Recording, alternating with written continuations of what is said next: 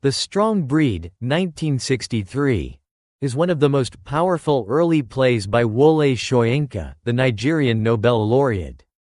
A one-act tragedy infused with existential philosophy, Yoruba cosmology, and modernist drama, the play examines themes of sacrifice, tradition, alienation, and redemption. Written during a time of political transition in Nigeria, The Strong Breed serves both as a critique of harmful traditional practices and a universal parable about the individual's moral responsibility to society. Set in an unnamed Nigerian village, the play draws from Soyinka's deep engagement with Yoruba myth, particularly the tradition of the carrier ritual, in which a chosen individual symbolically absorbs the sins of the community and is then exiled or killed to cleanse the society. In Soyinka's retelling, this ritual becomes the stage for a tragic confrontation between fatalistic tradition and individual moral courage. 1. The ritual background. The play centers on the community's annual ritual of purification, in which a carrier is chosen to symbolically take the community's evils upon himself and is driven out at midnight. This ritual is akin to a scapegoat ceremony, intended to rid the society of accumulated sins and misfortunes. Traditionally, the carrier is a stranger or outsider, someone expendable to the village. However, in the world of the play, the meaning of the carrier has evolved. In some Yoruba communities, such as the one Iman, the protagonist, originally comes from, carriers are not strangers but are volunteers from a hereditary caste called the Strong Breed, whose members are spiritually and physically capable of bearing the community's burden and surviving the ritual. 2. Iman's background. Iman is a stranger who has come to live in the village. He is quiet, educated, and kind. Unknown to the villagers, he is himself a member of the Strong Breed. His father was a carrier in their home village, and Iman had once participated in the ritual as well. However, he left his village after the death of his wife, Omalolu, and settled in the new community to live a life of solitude. Iman befriends Ifada, a mute and mentally challenged boy who is often abused and marginalized by the villagers. His relationship with Ifada mirrors his own outsider status and sets up the moral climax of the play. 3. The conflict. As the annual ritual approaches, the villagers need a scapegoat. They choose Ifada, believing that, as a mute and outsider, he is the perfect candidate for the carrier role. However, Ifada, due to his age and vulnerability, is essentially being selected to die. When Iman realizes what is about to happen, he intervenes. Despite being a stranger himself and knowing the consequences, he offers to take Ifada's place. He reveals his identity as a member of the Strong Breed and asserts that it is his calling to bear the suffering of others. His decision is both a fulfillment of ancestral duty and a personal act of sacrifice. 4. The climax and Iman's death. The play ends with Iman being seized, beaten, and driven out of the village. His fate is ambiguous, but it is strongly implied that he is killed as part of the ritual. The final image is one of tragic redemption. Iman accepts death to save another, mirroring the archetype of the Christ-like figure or martyr who sacrifices himself for the greater good. Character analysis. Iman. Iman is the tragic hero of the play, a complex fusion of traditional African archetype and modern existential figure. As a member of the Strong Breed, he is marked by destiny to serve and suffer for others. Yet, his actions are not merely dictated by custom. They stem from a deeply personal ethical conviction.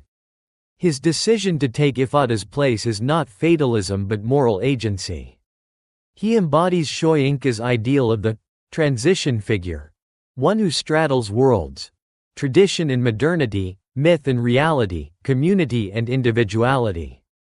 Iman's stoic dignity, courage, and willingness to embrace suffering elevate him to the status of a symbolic savior. Ifada. Ifada represents innocence, marginalization, and vulnerability. As a mute, he cannot advocate for himself, making him the perfect scapegoat in the villagers' eyes. His bond with Iman, however, humanizes him and highlights the cruelty of the community's ritual. Ifada is not merely a character but a litmus test for the society's morality. Their willingness to sacrifice him shows the depths of their cruelty and moral corruption. Sunma. Sunma is a woman from the village who has feelings for Iman and acts as a voice of sympathy and reason. She represents the potential for understanding and change within the community, but her role is limited by the overpowering collective will of the village. Jaguna and Aroge, these are village elders who uphold the ritual with fanatic devotion. They represent the authoritarian force of tradition, where law and custom override empathy and reason. Through them, Soyinka critiques blind adherence to rituals that harm rather than heal. Major themes. 1. Sacrifice and redemption. At the heart of the strong breed is the theme of sacrificial suffering. Iman's decision to replace Ifada is an act of redemptive sacrifice, rooted in the Yoruba tradition but resonating with broader religious and philosophical themes. Iman resembles a Christ figure, willingly accepting death to save the innocent. Soyinka presents sacrifice not as destruction but as transformation, a means to restore moral balance and confront societal evil. 2. Tradition versus morality. The play questions the ethics of traditional practices, especially when they are dehumanizing or no longer serve a just purpose. The scapegoat ritual, originally symbolic and voluntary in Iman's village, becomes violent and oppressive in the unnamed village. Soyinka warns against rituals that have lost their spiritual meaning, becoming instruments of social control and cruelty. He advocates for a reinterpretation of tradition through the lens of morality and human dignity. 3. Alienation and outsider status. Iman and Ifada are both outsiders, and the play explores how societies marginalize and exploit the other. Iman's foreignness makes his sacrifice even more significant. He saves a community that never truly accepted him.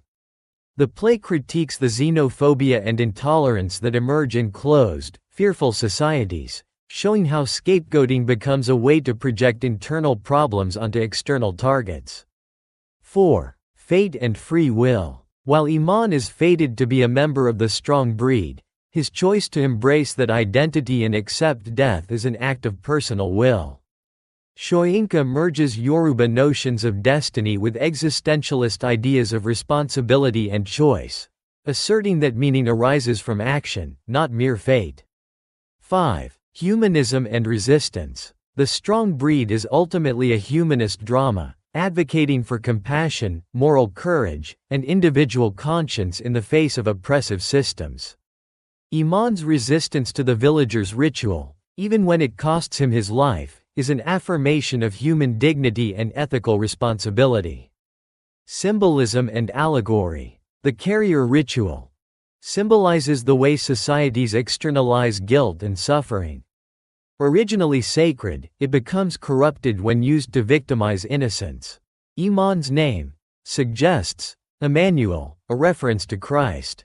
His martyrdom has clear Christian allegorical overtones, though grounded in Yoruba cosmology. Ifada, a symbol of innocent humanity, voiceless and powerless, needing protection from oppressive structures. The village functions as a microcosm of any society that justifies violence in the name of tradition or unity.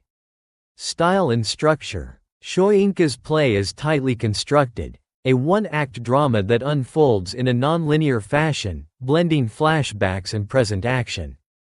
This structure mirrors the psychological depth of the protagonist, allowing the audience to understand his motivations through memory and reflection. The language is poetic, philosophical, and rich with mythological allusion, yet remains accessible and emotionally resonant. Relevance and legacy. The Strong Breed remains one of Soyinka's most performed and studied plays. Its themes of sacrifice, social justice, and moral courage transcend cultural boundaries. In an era where societies continue to blame and punish the marginalized for systemic issues, the play's message is urgent and universal. It also represents Soyinka's synthesis of African tradition and Western dramatic forms, a hallmark of his literary legacy. His blending of Yoruba ritual with Greek tragedy and Christian martyrdom creates a cross-cultural narrative of ethical resistance. Conclusion: Wole Soyinka's The Strong Breed is a profound and haunting drama that explores the burden of moral responsibility in a world ruled by fear and tradition. Through the character of Iman, Soyinka crafts a timeless figure of heroic self-sacrifice, bridging African cosmology with universal human concerns. The play challenges audiences to question the rituals and systems they uphold, to listen to the voices of the marginalized, and to recognize that true strength lies in compassion, conscience, and the courage to stand alone. In its brevity and depth, The Strong Breed stands as a masterpiece of African existential drama, poetic, tragic, and deeply human.